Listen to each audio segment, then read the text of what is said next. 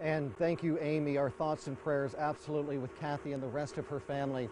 Right now I'm standing on what's known as the Addis property. A lot of locals will know what I mean when I say the Addis property. This is about 125 acres that was hit by that EF3 tornado. It's been in the family for generations, and behind me is what's left of Jill and Marty Fowler's home. They were home the night of that tornado, and just moments ago they shared with me one incredible story of survival. Marty, tell us what happened. Well, I was up, stayed up intentionally, and was watching the radar, and we heard it coming, and Jill was in the bedroom where my truck's at. Oh my goodness. I ran in, got her, and was hurry, hurricane or tornado. I ran down the hall.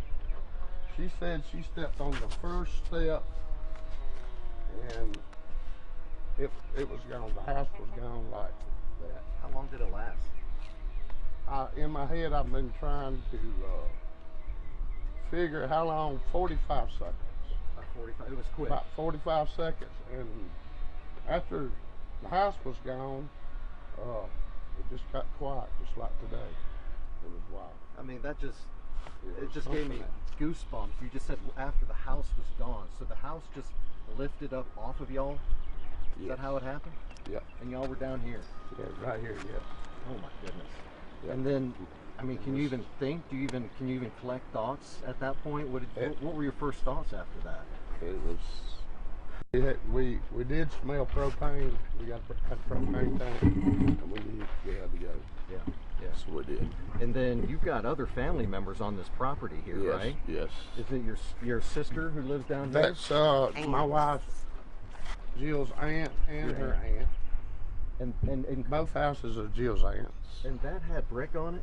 Mm-hmm. Yes. Wiped it completely off the Gone. house? It's gone. And everybody on the property was okay? Yes. Yes. That was an EF3 tornado, 160 mile an hour winds.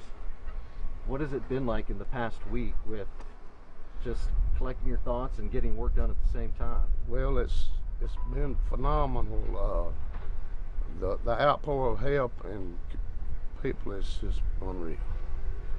Unreal. Where were your trucks parked? Up here? Right here. We're standing where her car was, and my truck was over there. And there they are now. Yep. Yes. Yes. Do y'all have And we were here on the first, so I think they went over to, I'm not sure. Do y'all have insurance? Yes. You do. Well, that's good to hear. Very fortunate. Has the community come together The community, and it's been like bees. I mean, from all over the state, different states, first responders, everybody's been great. Where are y'all staying now? With family? Yes, with family. You got family? Yeah. Y'all have children? No. No children. So y'all were here just alone when it came through? Yes. Did you, when you were watching it on TV with the meteorologist tracking, did you know it was going to be bad? Yes, I had. That's why I stayed up, because they were telling us to. Yeah. Yes. Can I ask you another question? Okay. Were you able to see the Borg Warner plant before the tornado with all those trees? No. You couldn't even see it from here. No. And now it's in plain view there. Yes. Unbelievable. Or her aunt's house. Neither one really. We really couldn't. Yeah. Yeah. Yeah. Well, we are so glad y'all are okay. Well, thank you. First and foremost, and thank you so much for sharing your story and letting us set up here. Again, we're raising money with the United Way. You let us know however we can help out. I appreciate it. All right. Thank you very much. All right. Thank you.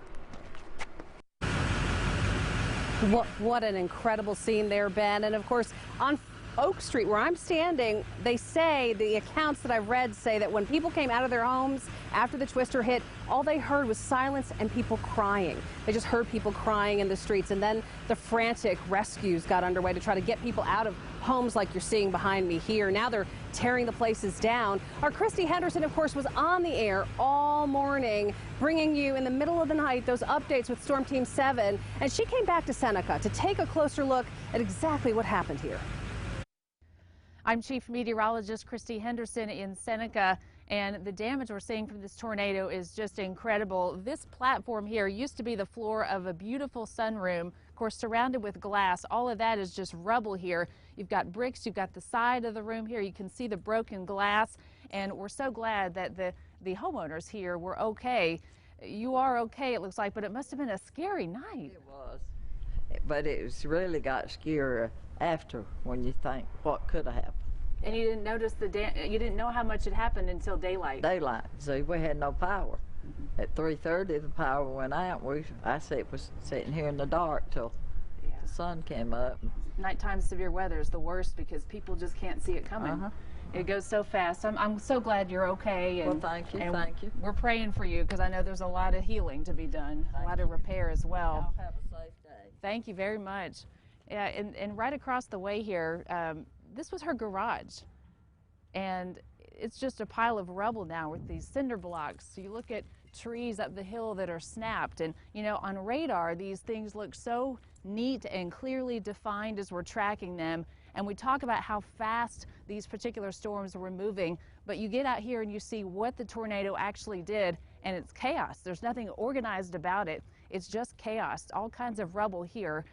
We know the tree damage is one thing that is so obvious about what the tornado left behind. You see trees that are snapped, and the lower these trees are snapped indicates, you know, how strong the winds were, how much the force of that tornado put on the trees. And this is a small, we've seen all kinds of larger trees snapped, and there are things inside the tree. Here's a dog tether. We've got a bottle, we've got a wood piling. This wood piling is just dug into the ground, driven into the ground by the force of that wind, and it's even worse out in through here. You know, when you have a tornado this powerful, those strong winds can really pick up very heavy debris, as we've seen since daylight from this tornado happening. All kinds of divots in the ground as some of this debris was coming down, being dragged along the ground as the tornado went that way. You notice the big tree limbs that are down. Again, trees snapped in half in some cases, and things wrapped around trees as well. Something as simple as a metal, lunchbox pail just wrapped around as if it was just no effort at all. And then you look down this way and you see a garage door opener. That came from down the hill where that house was demolished.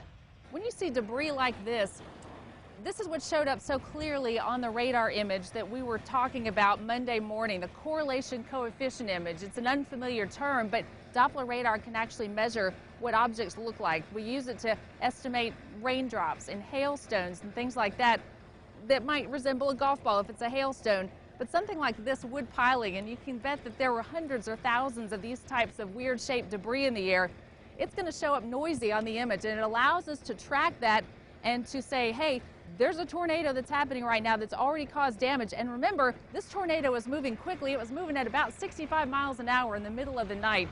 So seeing all that damage on radar really indicated to us how quickly we had to get warning out to people so they could stay safe. And that's our Christy Henderson, our chief meteorologist, leading up Storm Team 7, and we appreciate those warnings so much. Of course, there's so much need, right? The images around us tell us that story. So we want to show you some of the assistance available in Oconee County. They've got an extensive list put together. So take a look. You can pick up or donate non-perishable foods at Golden Quarter Food Pantry. For non-food supplies, things like toiletries or clothing, you can go to the Shaver Rec Center. You can also do laundry there. The Rec Center, along with the Oconee community, are providing prepared meals, and you can also go to either place for meals between 9 a.m. and 5 p.m. If you need a place to stay, you can contact the Red Cross, and if you need a place to keep your pet, contact the Oconee County Humane Society. If you need debris cleaned up or traps or things like that, the county has set up a home cleanup hotline, and you can see that on the screen right now, 844-965-1386. Services are free, available through May the 15th. We have all these addresses, phone numbers, and a lot more on WSPA.com, and you can always call 211 and reach the United Way. We have so much more on the way, Amy, including details on how you can help out. If you've been watching our coverage today and wondered how you can help these folks out, our Gordon Dill is going to be live in our Spartanburg studios with details on a partnership that we formed with the United Way. Stay with us. 7 News After the Storm is coming right back.